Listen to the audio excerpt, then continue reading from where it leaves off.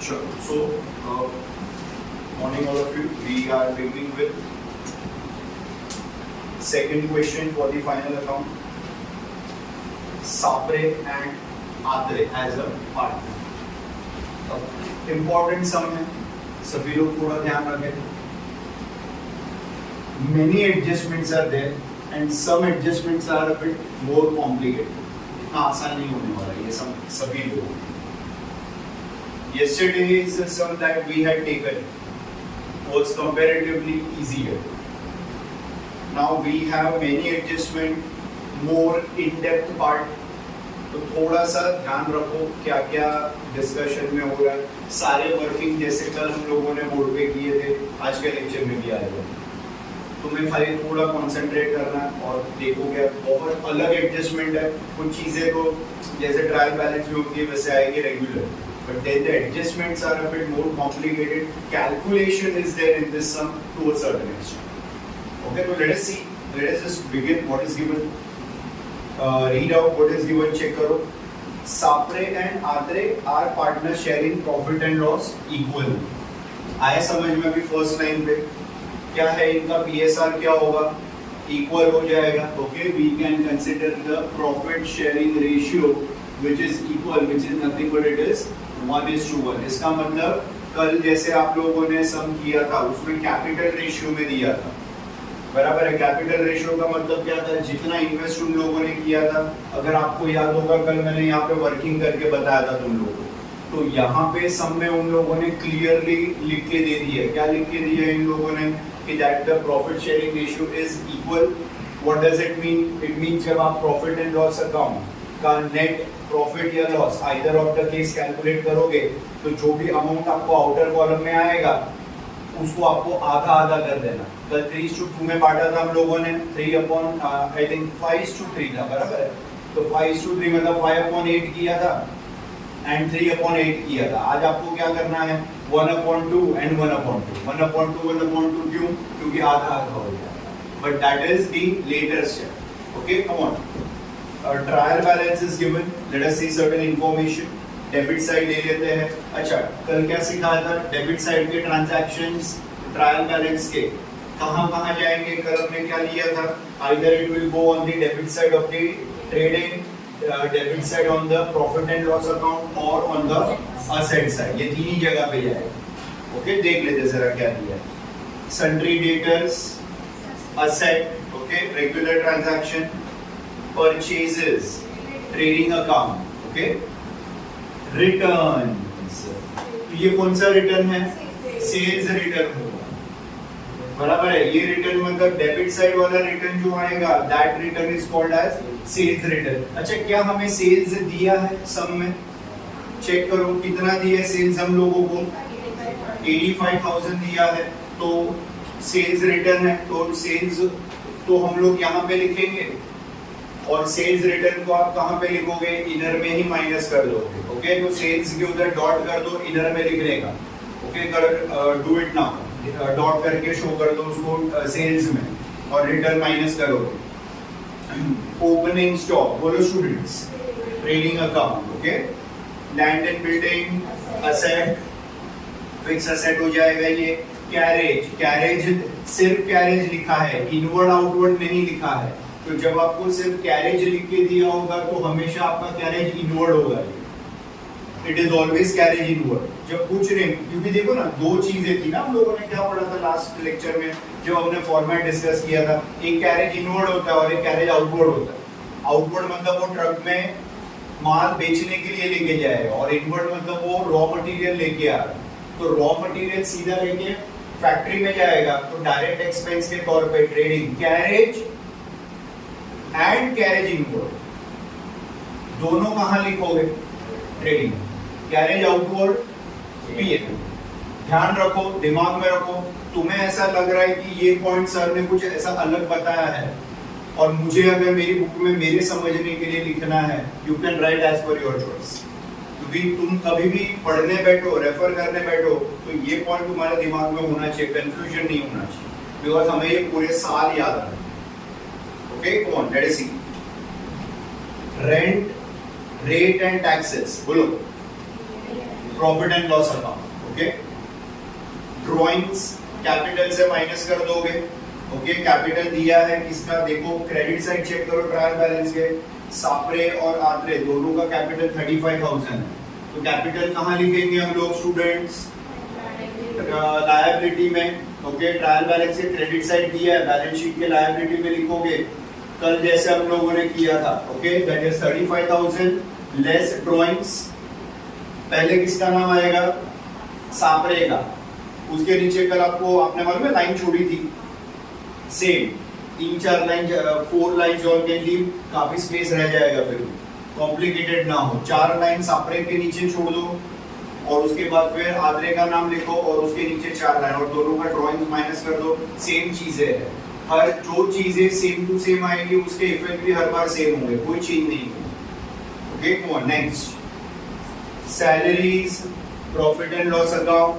Okay, bad debt, profit and loss account, कल हम लोगों ने कवर किया था बैड डेट वाला कॉन्सेप्ट। आगे मशीनरी असेट हो जाएगा। ओके, एडजस्टमेंट है उसमें, ब्रैकेट में इंफॉर्मेशन है, we will take that later on. Advertisement, profit and loss account. Okay, and provident fund investment. अच्छा, कोई भी इन्वेस्टमेंट क्या होता है, any sort of investment is regarded as your asset. इन लोगों ने किस में इन्वेस्ट किया, सापरे आत्रे ने प्रोविडेंट फंड की एक स्कीम में इन्वेस्ट किया। अलग अलग तरीके होते हैं, कोई शेयर्स में इन्वेस्ट करता है स्टूडेंट, कोई बॉन्ड्स में इन्वेस्ट करता है, कोई डिवेंचर में इन्वेस्ट करता है, कोई एफडी करता है, फिक्स्ड डिपॉजिट। अब इन लोगों ने क्या किया है, सरकार की कोई प्रोविडेंट फंड की स्कीम होगी, उस स्कीम में सापरे और आत्रे ने पैसा इन्वेस्ट किया। तो आपको ये याद रखना है, एनी सॉर्ट ऑफ इन्वेस्टमेंट, कोई भी प्रकार का इन्वेस्टमेंट हो, वो इन्वेस्टमेंट हमेशा आपका किस में जाएगा, will form a part of your asset. कितने का प्रोविडेंट फंड है उन लोगों का चेक करो, 18,500 रुपया प्रोविडेंट फंड के इन्वेस्टमेंट में डाल दिए उन लोगों। आगे देखो sales on the other side, credit side check करो, sales will be trading account. Okay, inner में लिखना है ना उसको, आपको रिटर्न्स माइनस करना है, ध्यान रखना। कितने का रिटर्न्स है बताओ जरा मुझे, sales return how much it is, 800 का। ओके, तो कितना हो जाएगा, 85 में से 800 माइनस करोगे 84,200 will get that. Creditor liability, okay, sundry income PNL के क्रेडिट साइड में लिख देना। Okay, it will form a part of your PNL credit side. Sundry income, miscellaneous other income. Capital balance sheet liability side, inner में लिखोगे, drawings minus करोगे। Student कितने कितने का ड्राइंग्स दिया है चेक करो। Sapre drawing is how much, 3,000, Atre is 2,000, बराबर है, ध्यान रखो। मतलब 35,000 में से सापरे का 3,000 माइनस करोगे यू विल गेट 32,000 और दूसरे का 2,000 माइनस करोगे विल गेट 33,000। ओके, ध्यान रखो, इनर में लिखना क्योंकि फिर प्रॉफिट लॉस ऐड होगा, एडजस्ट होगा आइदर ऑफ द केस। फिर प्रोविडेंट फंड,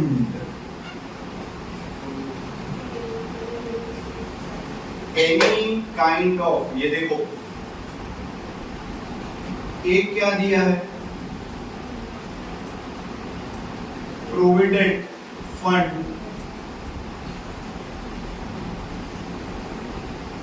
इन्वेस्टमेंट, और दूसरा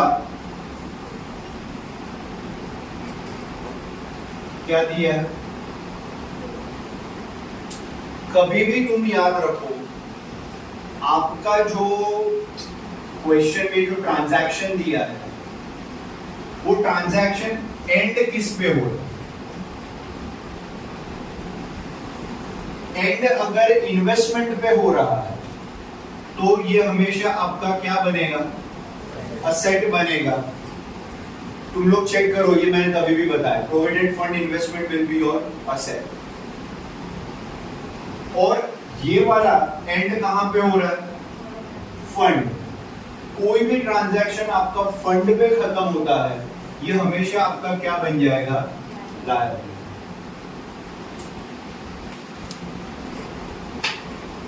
What is the end word? That is more important. और एक और क्लैरिटी देखो ना, सर ऐसा नहीं, मेरे को इतना कंफ्यूजन हो गया, आपको क्या मालूम है कितनी तकलीफ में हूं।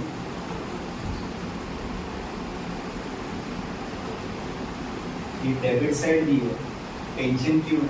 सर दोनों तो एक जैसे है, दोनों एक जैसे है, लेकिन साइड्स देखो दोनों की। Provident fund investment debit side दिया है ट्रायल बैलेंस के। सुनो और समझो मेरी बात। अब ट्रायल बैलेंस के डेबिट में दिया है, उसका मतलब वो क्रेडिट साइड या वो लायबिलिटी में तो नहीं आएगा, क्योंकि ऑलरेडी तुमको डेबिट में दी है। ये बात मैंने कल भी बताई थी। देखो, to be very clear with you all, रोज के लेक्चर में रोज कुछ नई चीजें होगी।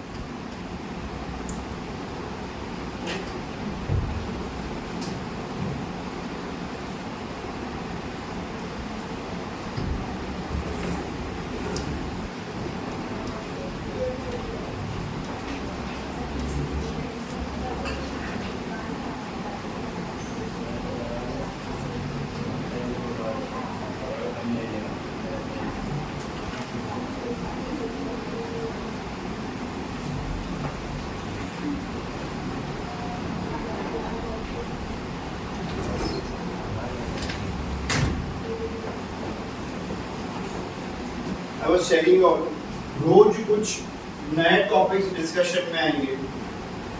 अगर कल के टॉपिक्स आप याद नहीं रख रहे हो तो आपके लिए फाइनल अकाउंट में दिक्कत होने वाली है। मैं तो रोज एक एक सम आगे लेके जाऊंगा, पर तुम लोगों को पिछले लेक्चर के कॉन्सेप्ट क्लियर रखना। अभी जैसे मैंने क्या एक्सप्लेन किया कि ये डेबिट साइड दी है और ये तुम्हें क्रेडिट साइड दी है। किसकी बात कर रहा हूं मैं? I am talking about trial balance. बराबर है ना स्टूडेंट? बट ये कल मैंने ये साइड लिखा था कि डेबिट साइड वाला और क्रेडिट साइड वाला कहां आएगा। Every lecture we will not take that, every lecture will raise our level. तो कल के टॉपिक्स में आज याद रखने पड़ेंगे, इधर से काम करना है तुम लोग। यू कैन नॉट एक्सपेक्ट कि हर सम में मैं सेम टू सेम चीजें बोर्ड पे लिखूंगा। तो हर सम में मैंने इंट्रो में भी क्या बताया तुम लोगों को कि ये सब में काफी चीजें कॉम्प्लिकेटेड है, तो उसके लिए कल वाले कॉन्सेप्ट आपको याद रखने ही पड़ेंगे। तो कंफ्यूजन नहीं। देखो क्या बोल रहा हूं मैं, प्रोविडेंट फंड इन्वेस्टमेंट, बराबर है। ये डेबिट साइड दी है ट्रायल बैलेंस के, तो अब ना ये प्रोडक्शन रिलेटेड एक्सपेंडिचर है, ना ये इनडायरेक्ट एक्सपेंस है, बराबर है। तो सर यहाँ पे और यहाँ पे नहीं आएगा, तो अब ये दो डेबिट तो उड़ गया, अब बचा कौन सा डेबिट? असेट का ही डेबिट बैलेंस होता है सर, यहाँ पे आएगा, सिंपल, बराबर। प्रोविडेंट फंड, ये कुछ फंड का अमाउंट है जो इनके पास जमा है। अब ये फंड का अमाउंट लायबिलिटी में जाएगा। क्यों लायबिलिटी में जाएगा? क्योंकि ट्रायल बैलेंस के क्रेडिट में दिया है। ना ये सेल किया उन लोगों ने, ना ये क्लोजिंग स्टॉक है। सुनो समझो, ना ये कोई इनकम है, ना डिविडेंड है, ना इंटरेस्ट है, ना डिस्काउंट है, क्योंकि यहाँ पे तो वही आने वाला है। अब बचा क्या सर? ये दोनों बाजू नहीं आने वाला है, और मेरे को तो इन लोगों ने क्रेडिट साइड में दिया ट्रायल बैलेंस के, बराबर है। This is on the which side? Credit side of trial balance, and this is on the debit side of. आ रहा है तुम लोग को डिफरेंस? क्या बताया मैंने, क्या लिखोगे? एंड किससे करोगे? चेक करोगे इन्वेस्टमेंट। कोई भी इन्वेस्टमेंट आपका क्या होगा? ऑलवेज असेट, क्योंकि वो डेबिट साइड ही होगा। All investment will be on your debit side, because investment is an asset, asset as a debit balance. Any sort of fund is regarded as your liability, and that fund, since it is a liability, it will always form a part of your balance sheet के liability में, and it will always have a credit balance, and hence it is shown on the credit side of balance.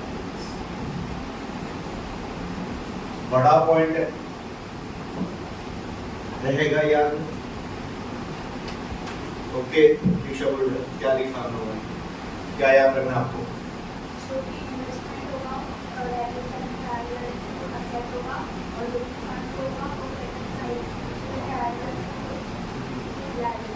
और ये जो बात मैंने बताई है, please ये जो बात मैंने आपको बताई है, ये सिर्फ फाइनल अकाउंट के लिए लागू नहीं पड़ती है, ये ओवरऑल अकाउंटिंग कॉन्सेप्ट की बात करता हूँ।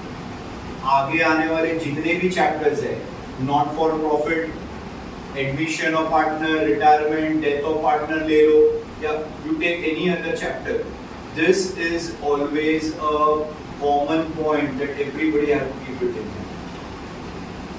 Is it clear? चले आगे अभी, ओके? तो प्रोविडेंट फंड के लिए क्या लिखोगे आप वहाँ पे? It will be a part of your liability, okay? Please remember. Come on students. Return, उसके नीचे देखो, return is 1500. ये कौन सा रिटर्न होगा? ये परचेज रिटर्न, बराबर है? तो परचेज के उधर डेबिट साइड में डॉट कर लो, बराबर? What is the amount of purchase? 65,000. उसमें से आप कितना माइनस करोगे? 1500. तो you will get what? 63,500. Okay, ये सब रेगुलर ट्रांजैक्शन है. कमीशन प्री रिसीव्ड, बोलो स्टूडेंट्स. क्यों लायबिलिटी? ये मैंने बताया था उस दिन जब मैं फॉर्मेट करा रहा था. प्री रिसीव्ड मतलब क्या? Received in advance. याद है उस दिन हम लोग डिस्कस, कोई भी वस्तु हमें एडवांस मिलती है तो मैंने तुम लोगों को क्या बताया था उस दिन कि हमें उसका काम करना ही पड़ेगा. We were discussing the other day. तो अब नहीं करेंगे तो थोड़ी चलेगा. आप एडवांस लेके बैठो student, you have to work for it. Hence this will always form your liability. अब यहाँ पे लिखोगे प्री रिसीव्ड इनकम, लायबिलिटी लिख लो. आगे देखो आरडीडी, ये ओल्ड है बट ये बाद में देखेंगे, अभी इसका कुछ काम नहीं. आगे क्लोजिंग स्टॉक, ओके? एडजस्टमेंट अभी फिलहाल रीड कर लेते हैं, बाद में उसको देखेंगे. Depreciation on land building machinery, dot करो, दोनों के उधर डॉट कर डालो. किसके किसके उधर? लैंड बिल्डिंग के उधर स्टूडेंट्स और मशीनरी के उधर, प्लीज मार्क इट आउट. फिर create provision for bad and doubtful debt on sundry debtor, बराबर? 5% का बैड डेट आरडीडी है एंड बैड डेट कितने का बोला माइनस करना है? 1000. बोलो पहले क्या लोगे दोनों में से? आरडीडी उठाओगे कि बैड डेट निकालोगे? पहले बैड डेट. सीक्वेंस ऊपर उल्टा कर दिया हम लोगों ने पहले क्या दिया है? Reserve for bad and doubtful debt दिया. रीड करो बराबर से. और आगे क्वेश्चन अगर तुम लोग रीड करोगे तो उन्होंने 1000 रुपीस किसका दिया है? Bad debt. बट तुम्हें अपना दिमाग लगाने का, सर वो कुछ भी दे. मैं क्या करूंगा? मैं सीक्वेंस के हिसाब से सबसे पहले जो कंफर्म डूब गया उसको देख लूंगा. कितना डूबा है? 1000. कितना चांस है डूबने का? 5%. ये बाद में देखेंगे, ओके? आगे goods of rupees 3000 were sold but no entry was found in the books of account later on. Sales के उधर डॉट कर डालो. बता रहा हूं मैं क्या करना है. अभी ये थोड़ा कॉम्प्लिकेटेड है, अभी कुछ नहीं. तो कितने डॉट हुए सेल्स के बाजू में? 2 हो गए, तो 2 लाइन छोटी फिर, राइट? और इसका एक और इफेक्ट सुनो, डेटर मालूम है? डेटर के उधर भी करो. अच्छा, डेटर के उधर भी कितने ट्रांजैक्शन हुए? देख, एक बैड डेट आएगा, एक आरडीडी, 2 हो गया. एक और डॉट करो उधर डेटर के उधर, ये एडजस्टमेंट के लिए बताता हूं मैं बाद में, अभी कुछ नहीं. तो डेटर के उधर ये 3 एडजस्टमेंट हो गए, ओके? आगे आउटस्टैंडिंग कैरेज, बोलो क्या मतलब है? 500 रुपया कैरेज कहाँ लिखने वाले हो? ट्रेडिंग में. तो कैरेज के लिए डॉट कर डालो. आगे लो. Goods worth rupees 8,000 were purchased on 31st March 2019 and included in the closing stock but not recorded in the books of account. मतलब ये परचेज से रिलेटेड ट्रांजैक्शन है. रीड करो. तो परचेज के ऊपर एक और डॉट करो. अच्छा, कितने ट्रांजैक्शन हुए अभी परचेज में? कौन से 2? पहला कौन सा है? परचेज रिटर्न है, और दूसरा ये अनरिकॉर्डेड परचेज. और इसका एक और इफेक्ट क्रेडिटर के उधर भी डॉट कर डालो, बराबर? क्रेडिटर को भी इनर में लिखना है. अब काफी चीजें, अब 2-3 चीजें मुझे बतानी है. अगर जिन स्टूडेंट्स को ये सब आ रहा है, पोस्ट करना चालू करो. मैं भी बोर्ड पे कर रहा हूँ. एडजस्टमेंट्स में स्टूडेंट आप लोग सिर्फ क्लोजिंग स्टॉक और उसके साथ साथ लैंड बिल्डिंग बराबर है, सिर्फ ये दो एडजस्टमेंट करोगे, बाकी आप और कोई एडजस्टमेंट नहीं करोगे। फिर मैं आपको रुकने बोल जाऊंगा, रुक जाना, और फिर थोड़ी कॉम्प्लिकेशंस लेनी पड़ेगी हम लोगों को, और उसके बाद हम कैलकुलेशंस के लिए और सम को क्लोज करें क्वेश्चन चालू। Okay, let us see, come on.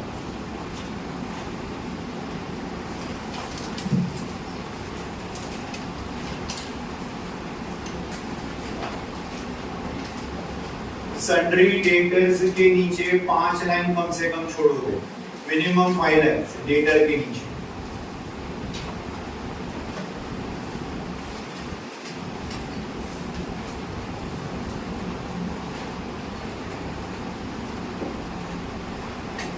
Sundry debtors inner column में एडजस्टमेंट दिए हैं। Purchases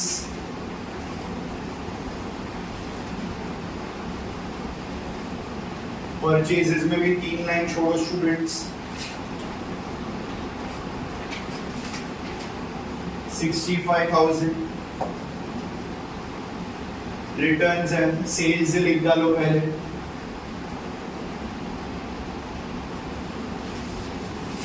sales amount is 85,000,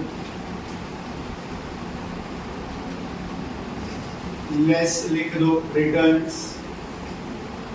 returns मतलब बेचा हुआ माल कस्टमर ने हमें वापस किया, 800 रुपए का माल कस्टमर ने हमें वापस किया, माइनस करके लिख दो 84,200।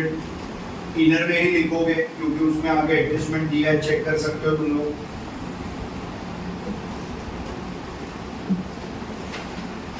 ओपनिंग स्टॉक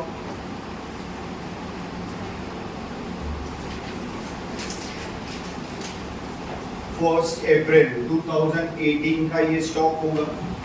आउटर में जाने दो, कोई एडजस्टमेंट नहीं है। लैंड बिल्डिंग पे एडजस्टमेंट है, एक लाइन छोड़नी है स्टूडेंट आपको। लैंड बिल्डिंग पे 10,000 रुपए। कैरेज इनवर्ड है, 2 लाइन छोड़ देना परचेज के नीचे। कैरेज को भी इनर में लिखना है।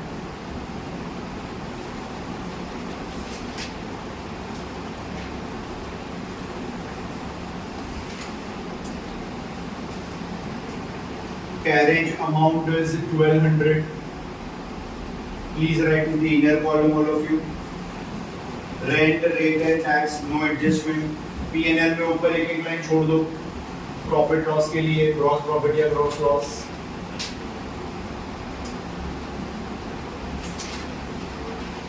Rent, rates and taxes outer column 1,000 रुपया। ड्रॉइंग्स कैपिटल लिख दो पहले। Sapre's capital account and Atre's capital account. Write it in full.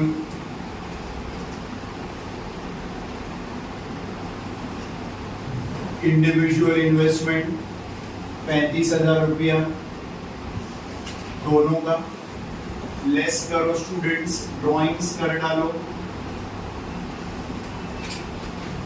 सापरेज drawings is 30,000 rupees, sorry 3,000 rupees, minus करके लिख दो 32।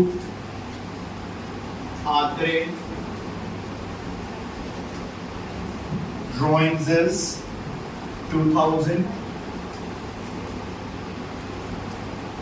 We are going to have over here as 33,000 after deducting depreciation from capital. Please doubts आ रहे clear करो। Regular transactions है, समझ के entry पास करो, गलती मत करो। बैड डेट के नीचे 4 लाइन छोड़ दो।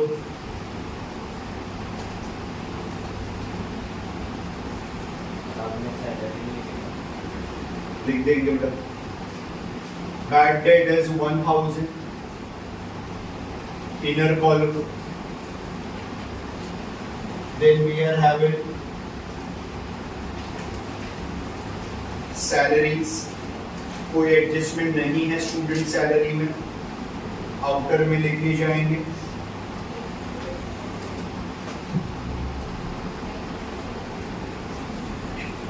मशीनरी इनर कॉलम में लिखो, लैंड बिल्डिंग के नीचे एक लाइन छोड़ दो।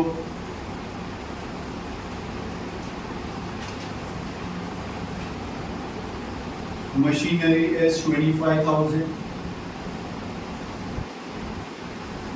एडजस्टमेंट बाद में देखेंगे, बाइफर्केशन है उसमें। Advertisement no adjustment.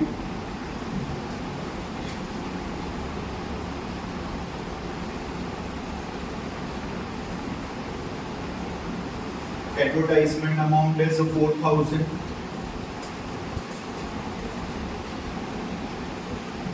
Provident fund investment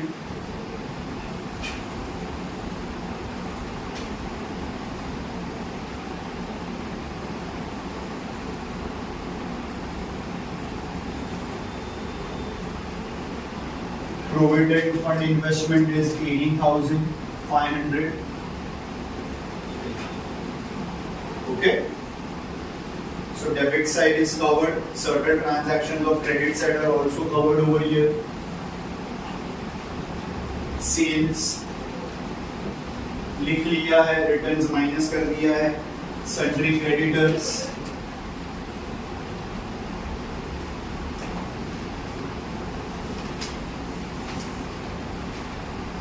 inner column में लिखो sundry creditors 23,000।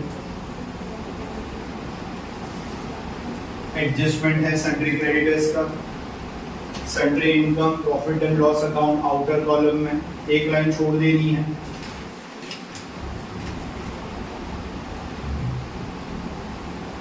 Sundry is any sort of other income, multiple income from various sources. We can consider that 2,000 रुपया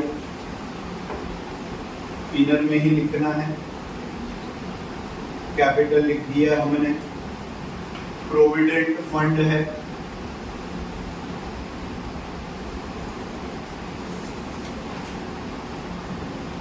प्रोविडेंट फंड इज 10,000।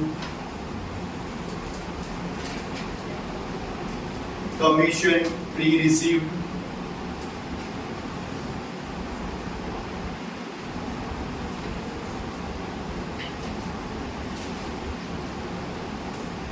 लायबिलिटी है, कोई भी चीजें जब एडवांस में मिलती है 800 rupees.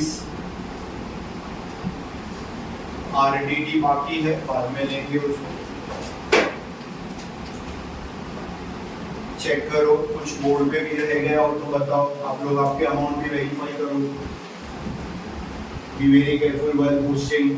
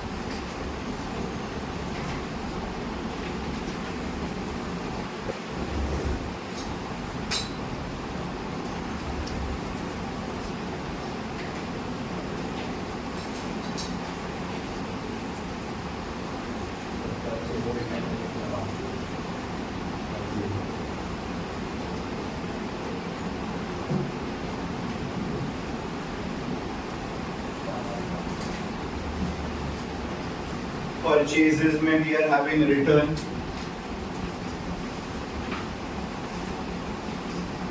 of 1500.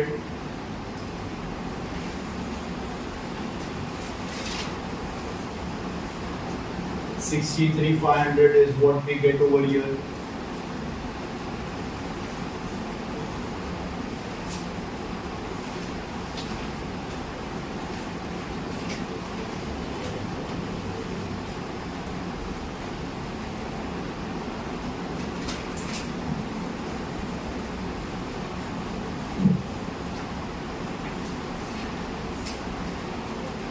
Finished.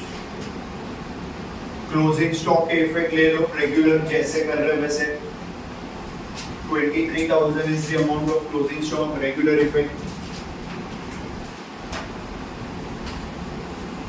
Stock at the end of the year. Closing stock amount is 23,000.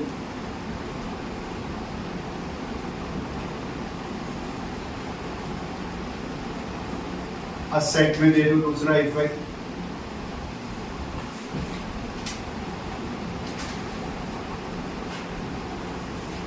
Right land building के ऊपर ले लो effect okay yes the depreciation is 5%.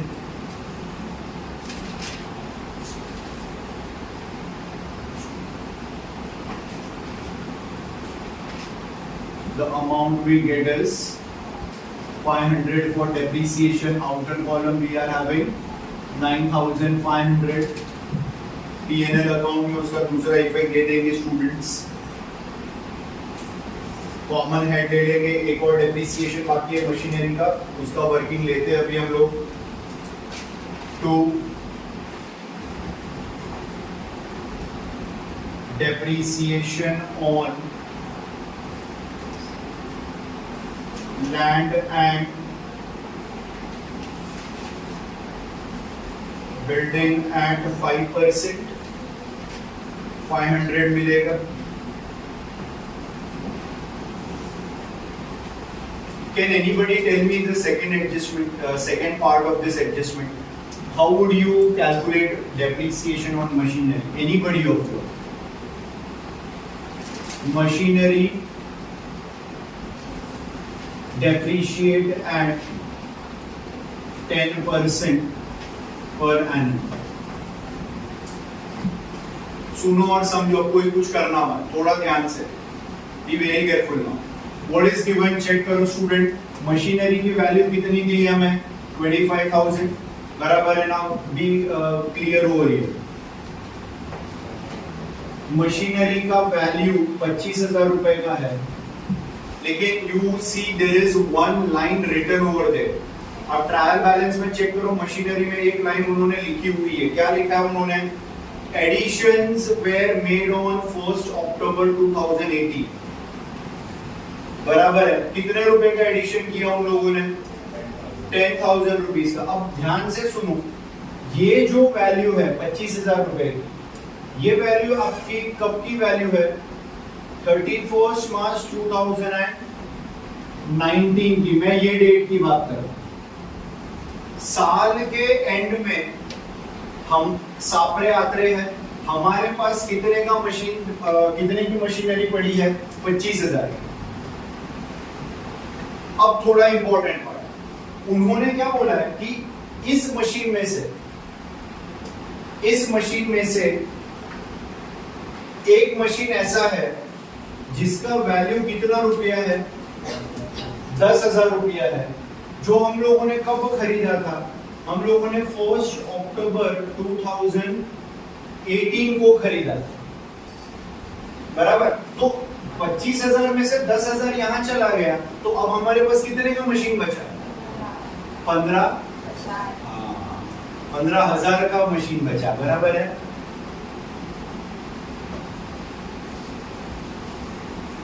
अब ध्यान से फिर से, ये जो मशीन था हमारे पास किस दिन था? 1 अप्रैल 2000. हमारा कौन सा फाइनेंशियल ईयर है? 18-19 वाला बराबर है ना। इट मीन्स 1 अप्रैल को हम सापरे आते हमारे पास 25,000 में से 15,000 का ऑलरेडी असेट था मशीन के रूप में। साल गया, बिजनेस चलता गया, स्टूडेंट हमें लगा एक और असेट खरीदना है, तो हमने क्या किया, 1 अक्टूबर को 10,000 रुपए का एडिशनल असेट खरीदा। तो 31 मार्च आते आते जब साल खत्म हुआ हमारे पास कितने का असेट हो गया? अब समझ रहा है तुम लोग को ये? अब बताओ अब क्या करूं? अब कौन पर इतना बताया, थोड़ा सा मुझे भी थोड़ा हेल्प करके। दोनों पे 10% लगेगा और इससे 6/12 भी लगेगा। हाँ, परसेंटेज तो दोनों पे 12 भी लगने वाला, लेकिन ये पूरा साल यूज किया है 11th स्टैंडर्ड का डेप्रिसिएशन। अब क्या करोगे ये देखो, ये हमारे पास 1 तारीख से था, 1 से 31 पूरा साल। तो what will you do? Check करो, 15,000 इंटू 10/100 पूरा डेप्रिसिएशन लगेगा 10%। और ये वाला असेट हमने खरीदा कभी 1 अक्टूबर को, तो क्या ये असेट हमारे पास पूरे साल भर था या नहीं था? नहीं। कितना महीना हमने यूज किया उसको? कैसे 6 महीना? अक्टूबर से मार्च, अक्टूबर नवंबर दिसंबर 3, जैन फेब्रुअरी मार्च 3 + 3 6 महीना।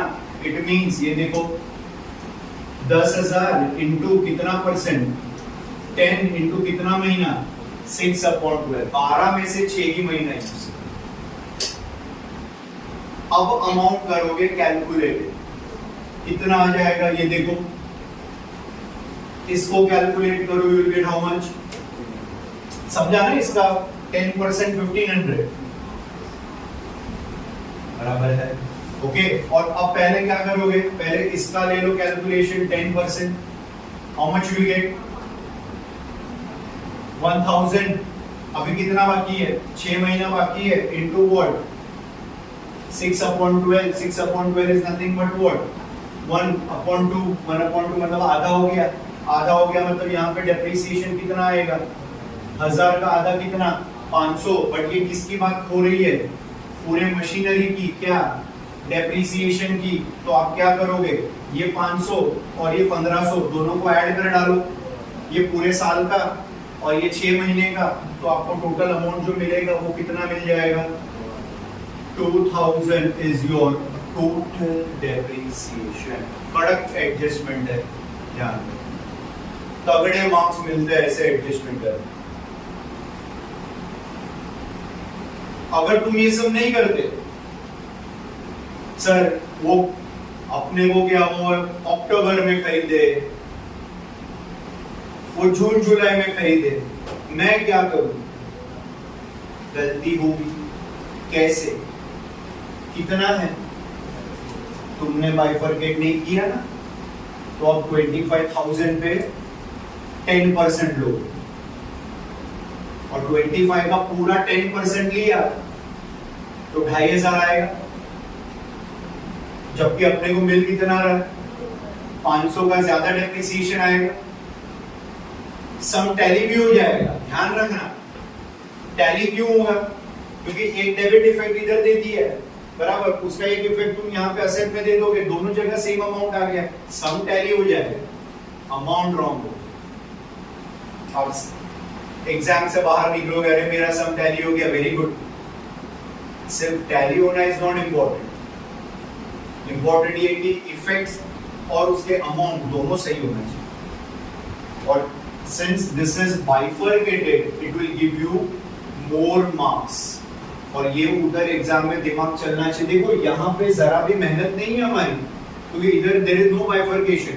बट इन लोगों ने बोला कि भाई एक असेट जो हमने अक्टूबर में खरीदा है उसको तुम्हें 6 महीने के हिसाब से ही कैलकुलेट करना, और ये तो तुम्हारे पास ऑलरेडी पहले से था। तो अब स्टेटमेंट सुनना मेरा, B very careful. Opening asset plus purchase during the year, opening plus purchase will give you closing. देखिए क्लोजिंग क्या बोला मैंने तुम लोगों को? Opening value of asset plus purchase during the year will give you closing value of the asset. ये statement हर एक chapter के लिए याद रखना. ओपनिंग प्लस परचेज बराबर है. Opening plus purchase will give you asset at the end of it.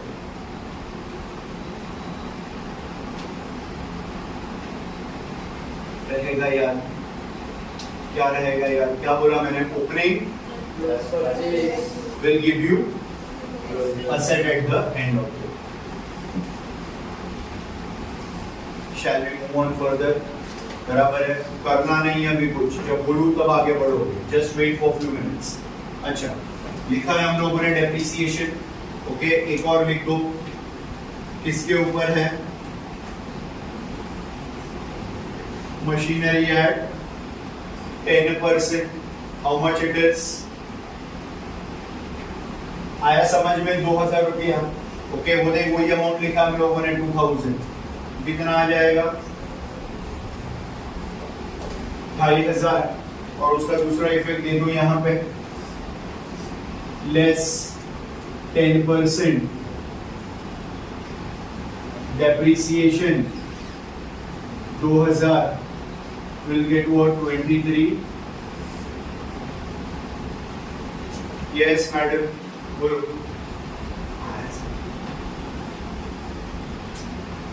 बराबर. Okay, चलो नेक्स्ट. अब थोड़े और कॉम्प्लिकेटेड एडजस्टमेंट. क्या लिखा है? What is the third adjustment about? Create provision for bad and doubtful debts. बराबर. That is 5% on sundry debtor and write 1000 for. अभी इसको नहीं करना. पहले हम लोग फोर्थ एडजस्टमेंट और सिक्स्थ एडजस्टमेंट करें. क्या लिखा है fourth adjustment? Goods worth 3000 were sold. माल 3000 का बेचा. बेचा तो सेल्स, लेकिन वो लोग ने क्या बोला?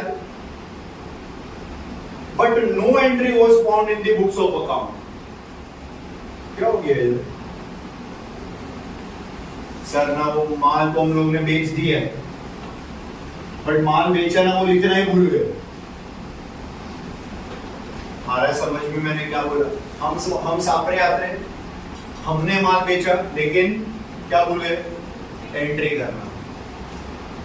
लेकिन अब बताया ना उन्होंने कि भाई तू भूल गया, तो हमें क्या करना पड़ेगा? एंट्री करना पड़ेगा. कितने का माल बेचा और एंट्री करना भूल गए? बराबर है, दैट इज 3000. अब देखो, सेल्स है, अनरिकॉर्डेड है. बराबर. तो यहां पे आपको लिखना है एड अनरिकॉर्डेड हाउ मच. आया समझ में तुम लोग को? ये कितना होगा? ये 87,000.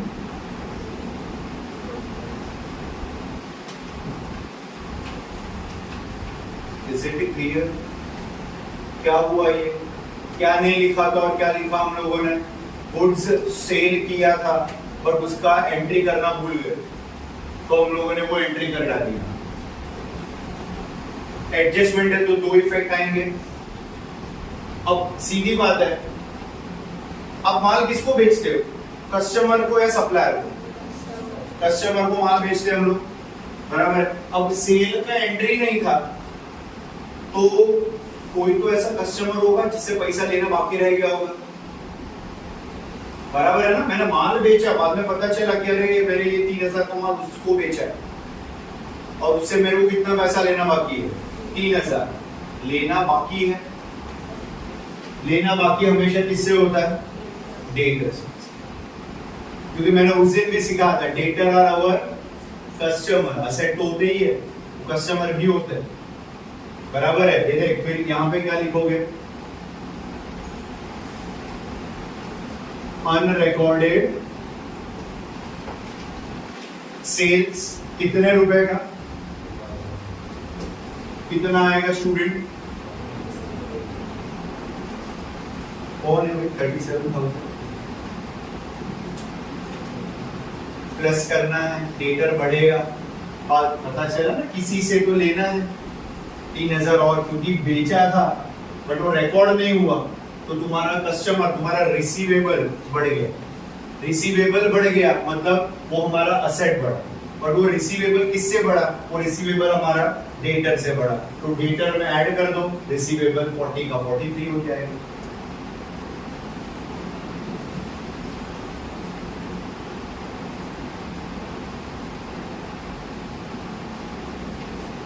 समझ रहे स्टूडेंट्स?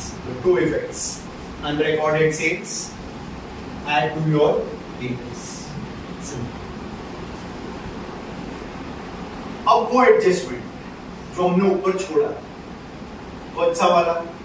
बैड डेट वाला, अब उधर आए। अच्छा, उसमें भी उल्टा सुल्टा दिया उन लोगों ने। मैंने तुम लोगों को एक्सप्लेनेशन में क्या किया, उन्होंने पहले आरडीडी दे के रखा है और फिर उन लोगों ने बैड डेट दी। तो पहले अब क्या करोगे तुम लोग, इसमें से बैड डेट माइनस करो। ये देखो, लेस न्यू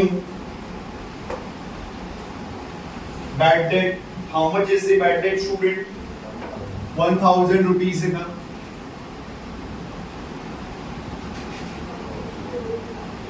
आ जाएगा 42।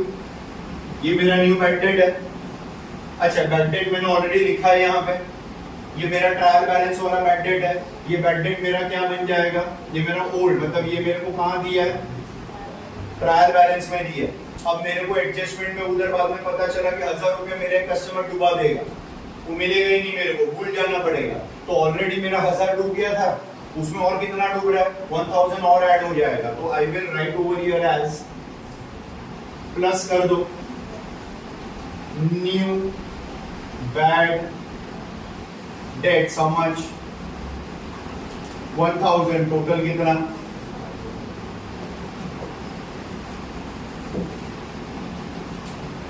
बराबर है। आगे बोला है, हुआ एडजस्टमेंट खत्म की नहीं हुआ? नहीं, क्या बाकी है? आरडीडी कितना परसेंट है? 5%। तो ये देखो, अब हमारे पास 42,000 के डेटर है, उसमें से हमारे शायद 5% डेटर ऐसे है जो पैसा दे भी सकते हैं और नहीं भी दे सकते। अभी अपने को मालूम नहीं है, तो फिलहाल तो हम उसको उड़ा देंगे। तो हम यहाँ पे क्या करेंगे? Less 5% RDD. चेक करो, आरडीडी एट 5% ऑन डेटर्स बराबर है कितना परसेंट? देखो अभी हमारे पास कितना परसेंट है? 42,000 बराबर into how many percent? 5% into 5/100 कितना आएगा? 2100। ये तुम्हारी बुक में कैलकुलेशन होना चाहिए। जिनको आ रहा है इट्स गुड, ओरली आप कर रहे हो, अच्छी बात है। जिनको नहीं आ रहा है 0 कैंसिल करके you have to calculate that. Okay, अच्छा यहाँ पे लिख दूं मैं 2,100 माइनस करो, कितना आ जाएगा? 39,100 बराबर बराबर हाँ, 39,000। दूसरा इफेक्टिव कहाँ? ये देख, इसमें क्या करेंगे? ऐड न्यू आरडीडी कितनी है? 5% बराबर कितना अमाउंट है? 2,100। टोटल करो 4,000 राइट। और क्या ओल्ड आरडीडी दिया है? क्वेश्चन में चेक करो, ट्रायल बैलेंस के क्रेडिट का अमाउंट देखो सभी लोग, इज इट गिवन? ओल्ड देखो, ट्रायल बैलेंस के क्रेडिट में आरडीडी लिखा है, मिला 400 रुपए का। ओके, तो यहां से उसको मैं क्या कर दूंगा? माइनस ओल्ड आरडीडी 400 कितना मिल जाएगा? 3700।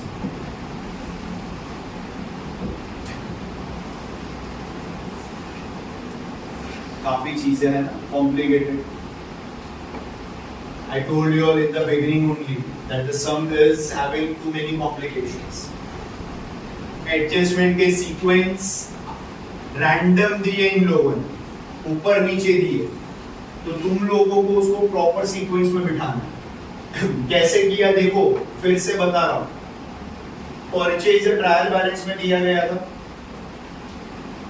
बराबर है। फिर हम लोगों ने क्या किया, उसमें से रिटर्न्स माइनस कर दिया। फिर आप चेक करो, सेल्स और सेल्स रिटर्न दोनों ट्रायल बैलेंस में दिया गया। फिर उन्होंने जो एडजस्टमेंट हम लोगों को दिया, उन लोगों ने पहले हम लोगों को आरडीडी दिया, फिर उन लोगों ने बैड डेट बोला, फिर उन लोगों ने बोला अनरिकॉर्डेड सेल्स है। बट फिर हम लोगों ने क्या किया, वो सीक्वेंस प्रॉपर फॉलो करना पड़ेगा। तो उसके लिए हम लोगों को क्या करना पड़ा, अनरिकॉर्डेड सेल्स लिया यहाँ पे, उसको हम लोगों ने डेटर में ऐड कर दिया।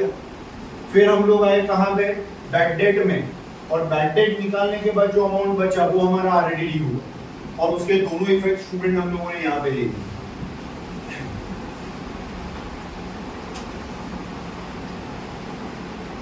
ओके, पक्का? चलो आगे। How many more? Outstanding carriage बराबर अ रेगुलर एडजस्टमेंट, ऐड कर दो।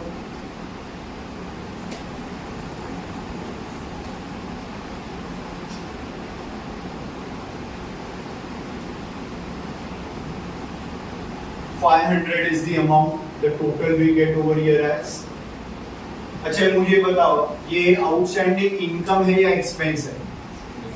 एक्सपेंस है सर, डेबिट साइड ही लिखा है तो खर्चा ही होने वाला है, सीधी सी बात है नॉमिनल रूल के हिसाब से। तो ये कोई भी आउटस्टैंडिंग एक्सपेंस हमेशा हमारे लिए क्या बनेगा, will always form your liability. तो here we write it down, outstanding carriage how much, इधर 500, और वही अमाउंट हम लोग ने यहाँ पे लिख दिया। सर 1700 क्यों नहीं लिखा? अरे बेटा 1700 में से 1200 तो भर दिया है ना, 1700 क्यों लिखूं मैं? फिर जितना देना बाकी है मैं तो उतना ही लिखूंगा। तो सर मेरे को कितना देना है? तो बेटा 500 बाकी है तो उतना ही लिख दे यहाँ पे, जितना बाकी है वही लायबिलिटी। आदमी उतना ही मांगने आएगा ना, जो भर दिया वो थोड़ी मांगने, 1200 पे वो तो दे दिया, तो बाकी कितना है? 500, that is your liability which is unpaid or yet to be paid। clear? आगे now last, goods worth rupees 8,000 were purchased, माल खरीदा, लेकिन क्या बोला उन्होंने, and included in the closing stock। what does it mean कि क्लोजिंग स्टॉक में वो include है, मतलब इधर कोई चेंजेस नहीं करना है। कहां पे चेंजेस नहीं करना है? Closing stock. लेकिन फिर उन्होंने क्या बोला, but not recorded in the books of account. It means माल खरीदा इधर बराबर लिखा, लेकिन इधर बराबर नहीं लिखा, इधर लिखना भूल गए, नो एंट्री वाज पास्ड। इसके पहले क्या लिखना भूल गए थे लोग, बहुत भुलक्कड़ लोग ये लोग, इनको याद नहीं रहता है। पहले क्या लिखना भूल गए, अनरिकॉर्डेड सेल्स, माल बेचा वो ही नहीं लिखा। बाद में पता चला अरे यार वो तो हमारे डेटर में ऐड भी करना पड़ेगा। अब क्या भूल गए, सर माल खरीदा वो भी पता नहीं, तो what will you do, add unrecorded, कितने का माल खरीदा है, जो भूल गया लिखना, 8,000 रुपीज का, कितना आएगा बताओ मुझे, 71,000। यस और सोच के बताना। सर ये तो बराबर है, तो क्या सोचने बोल रहे हो? आप माल खरीद रहे हो तो क्या आपने पैसा चुकाया हुआ? सर ये खरीद रहे हैं, उसकी एंट्री ही नहीं थी तो हमने पैसा दिया ही नहीं होगा। ये क्या खरीदा? रॉ मटेरियल आपको कौन सप्लाई करता है? सप्लायर। और सप्लायर को आपने पैसा दिया नहीं है, तो सप्लायर को पैसा दिया नहीं तो सप्लायर आपका कौन बनेगा? क्रेडिटर।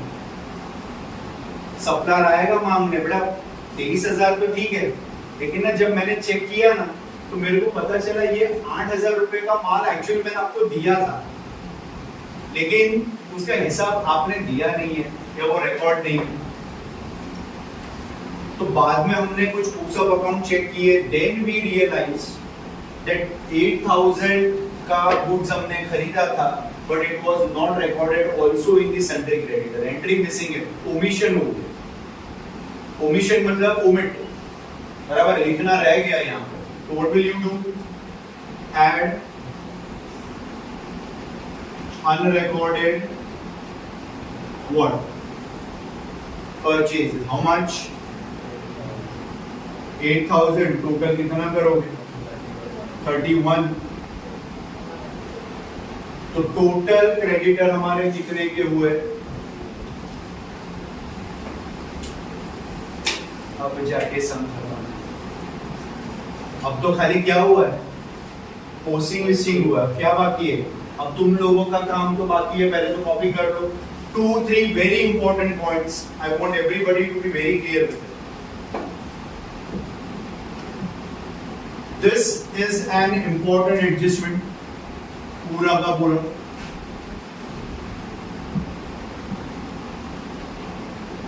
इसका वर्किंग थोड़ा सा ध्यान रखोगे, बाकी तो ठीक है।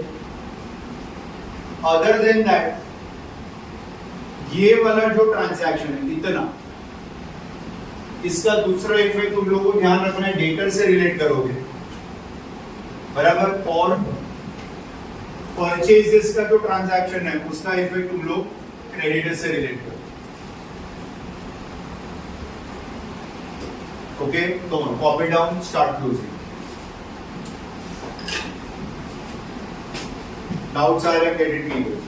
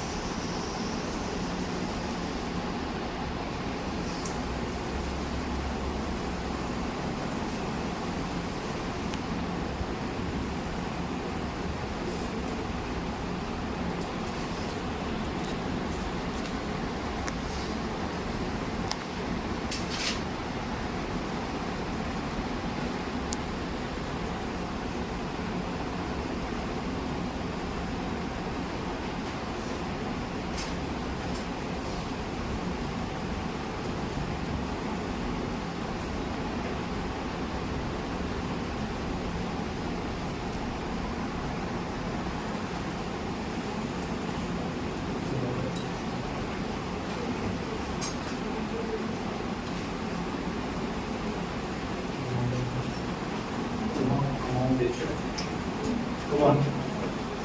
Just give me the calculations. Amount देना शुरू करो. Credit side how much? 110,200.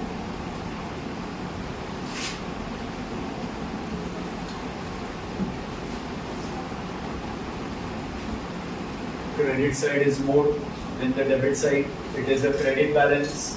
Credit balance मतलब gross profit हो जाएगा. तो debit side कम आ रहा है. कितने से कम आ रहा है? 19,000. Exact 19,000.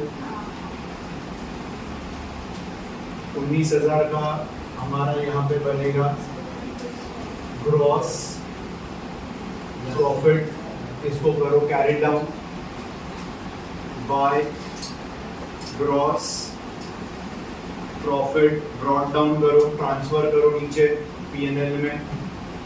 19,000 का सेम अमाउंट आएगा. अब नेट प्रॉफिट आ रहा है, नेट लॉस आ रहा है. Again, credit side is more. Okay, so close it out. 21,000. Credit side is higher. कितने से ज्यादा है? 6,600. अच्छा, सापरे एंड आत्रे हमने आगे पढ़ा इक्वल पार्टनर्स है. बराबर है. इक्वल पार्टनर का मतलब क्या हो जाएगा? PSR जो है उनका is 1:1. तो इनका नेट प्रॉफिट कितना मिल रहा है आपको? 6,600. 1:1 है मतलब आधा आधा बटेगा. बराबर मीन्स सापरे एंड आत्रे के बीच में 1:1. Okay, so how will you take it? 6,600 into 1/2 will get 4. Sapre and 6,600 into 1/2 you will get 4. Atre 3,300 and 3,300 is the amount that we are getting over here.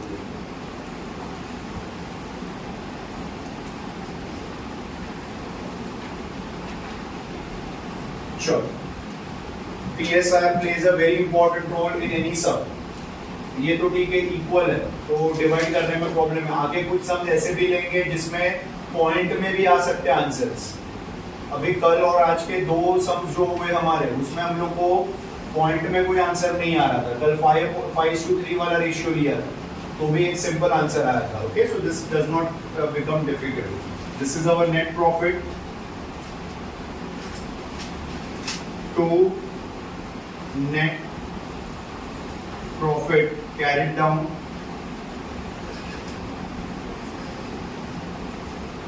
transferred to capital account. दोनों partner का नाम लिख दो student. सापरे and Atre 3,300 दोनों के लिए आ जाएगा. Transfer करो उनके कैपिटल अकाउंट में दोनों पार्टनर्स का. ऐड कर दो. क्या है ये हमारा? This is our net profit 3,300. Again इनका भी यहाँ पे लिख दो. नेट प्रॉफिट 3,300 टोटल कर डालो 35,300 and here we are having is 36,300. अब आउटर कॉलम के साथ टोटल करेंगे. इनर कॉलम का कोई वैल्यू नहीं होता है.